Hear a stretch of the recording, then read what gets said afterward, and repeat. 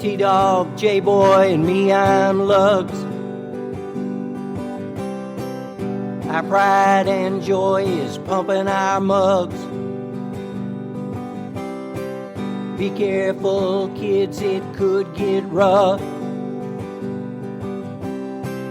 We're flipping our lids on sports and other stuff.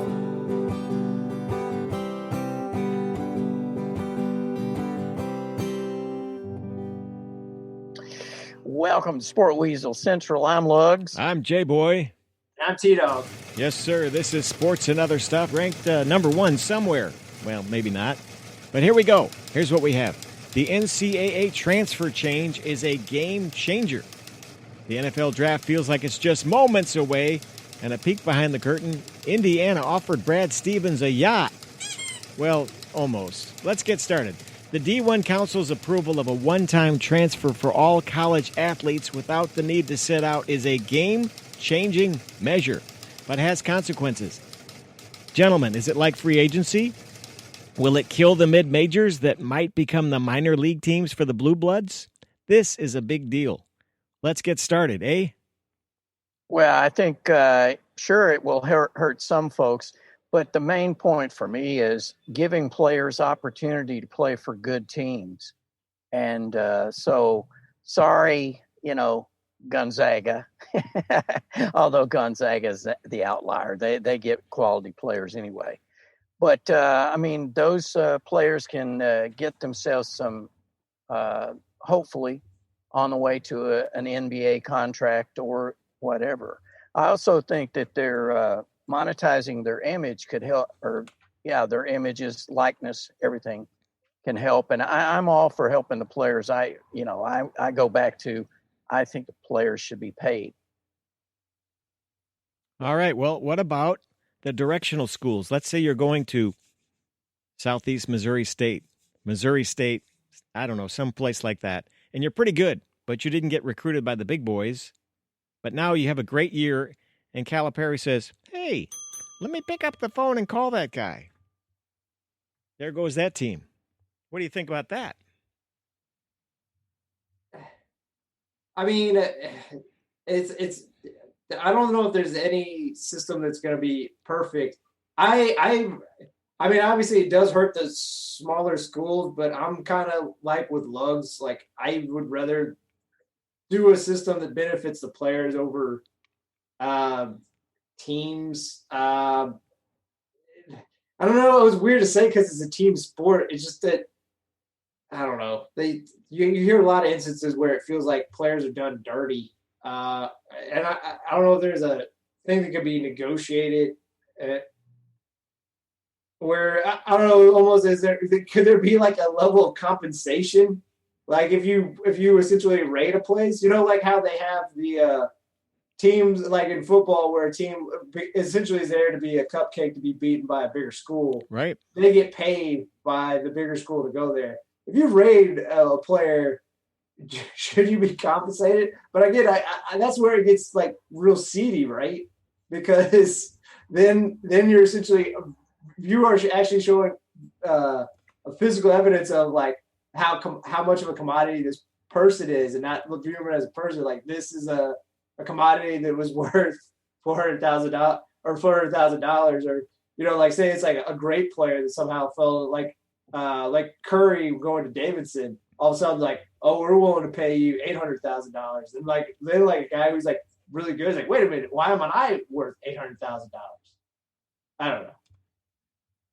It's going to be interesting. I think what it comes down to is guys can get themselves a season or maybe even 2 seasons in and, mature and be ready for what they weren't ready for when they came out of high school.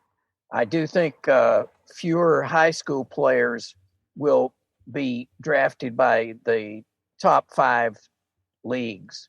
They will. I mean, it does become the farm system in a way. Those, SIU, all those directionals, schools. Baby. Come on, bring them on. Come on. But it doesn't matter as long as those guys mature, get themselves ready if they're good enough for the NBA, or at some point get themselves a college degree in whatever it is, so that they can go on and enjoy a decent life. But, T-Dog brings up Steph Curry. Let's talk about Scottie Pippen went to Central Arkansas. So there's a lot of big-time guys who've come out of small schools that may now be 2 years here, 2 years there, or something like that. 3-1 or 1-3 or whatever. Well, essentially what they're becoming earlier is professional athletes. When you look at, and I've always maintained that when you're playing at the level of UK, U of L, North Carolina, Duke, you're already a professional athlete. I mean, yes and no. I mean, you definitely. You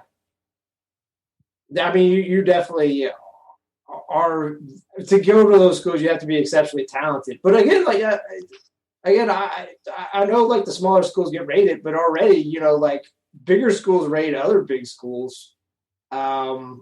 It's so. I mean, what makes it that okay, but not allowing bigger schools to rate smaller schools? I mean, it just was announced that the quarterback who was at Michigan, he's transferring to Tennessee. Mm-hmm.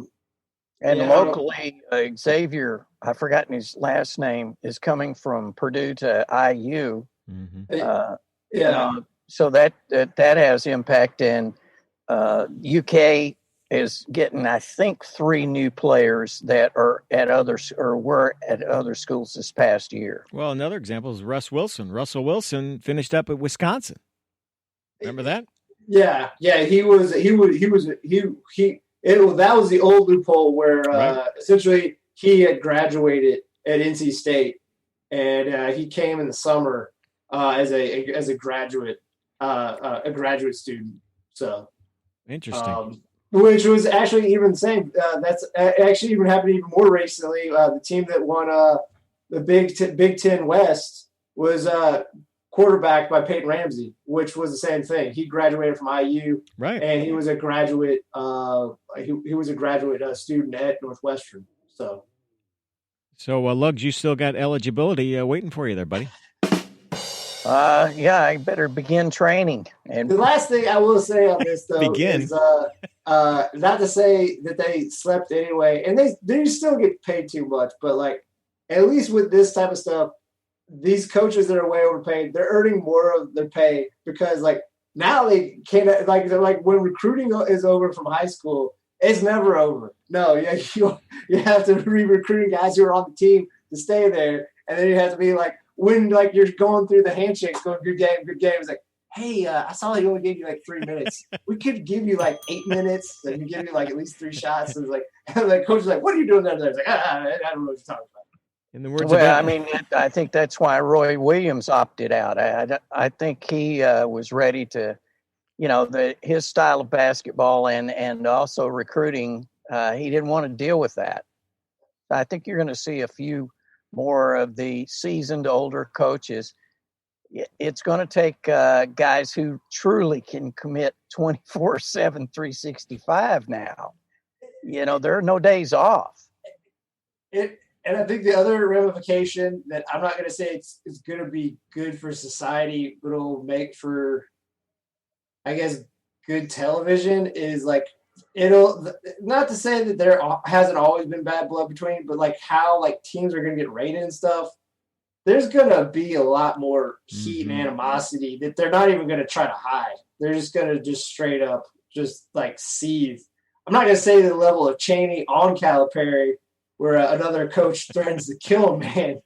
But we can probably go back to that more with how this is going to just be winner take all. It's going to be best 2 out of 3. Yeah, it's going to be people reading Machiavelli's The Prince or like No Holds Barred, The Art of War, like just trying to destroy people, not body and soul. So, well, Roy Williams is just leaving because he woke up and he realized the floor doesn't look like the one in Hoosiers anymore with that little narrow key, with the free throw line. So that's why Roy got out of the game. That was indeed old school. And let's get to the guy who opted out at IU, Brad Stevens, Yes, if that let's was do even that. a Go ahead. true story. Yes. Now, 10 million. That's what I heard. That's times 7, by the way. 7 years times 10 million. Nice. T-Dog, go. I think like I was talking to you before the show. The thing that bothers me about this isn't that he turned it down. Obviously, like he enjoys coaching in the NBA, Boston. Obviously, like we were talking about just beforehand, he doesn't have to deal with this craziness of like having to like not only sleep 4 hours a day, just always talking to kids at all times. Like it's just like you're talking to professionals. And like, yeah, just do this. Like, fine. Or like, hey, you want to do this? Like, no, let's do it this way. It's like, all right, cool. Like, you're a professional. You know what you're doing. I'm gonna go with what you want. Like, he doesn't want to do it. My problem with this story is there are reputable. I'm not gonna get into who, but like legitimate like sports websites that people go on or other news sites that go on where the headline said, "Report: Brad Stevens turned down a 7-year contract for $10 million a year." The problem is everyone's source is Adrian Wojnarowski, who was on an ESPN NBA studio show. And in every one of them, they have pretty much the Twitter thing with a link with a video. And if you listen to Adrian Wojnarowski, he says, I was told that he was offered 7 years, $70 million. Told and I am reporting are two different things entirely. Told is essentially him saying, I heard from a guy who I believe, but it's just him and him alone. I don't know. I'm not going to put my name next to it. But because he is so linked, everyone wanted to jump on top of each other. It's like, oh, Indiana blew it. He's like, they probably didn't even get to that level. Like everyone, and this even goes with more recently, I'm not going to get into how people are like, oh, yeah, how's it NFL going to react to how Aaron Donald caved in the half side of that guy's face? How could he punch a guy? I was like, he should know, like he's worth. Well, it turns out there's video evidence. He was trying to break it up. All these people jumping on things without just waiting and seeing. Right. I don't know. The hot take, I mean, again, I know this is everyone feels this way.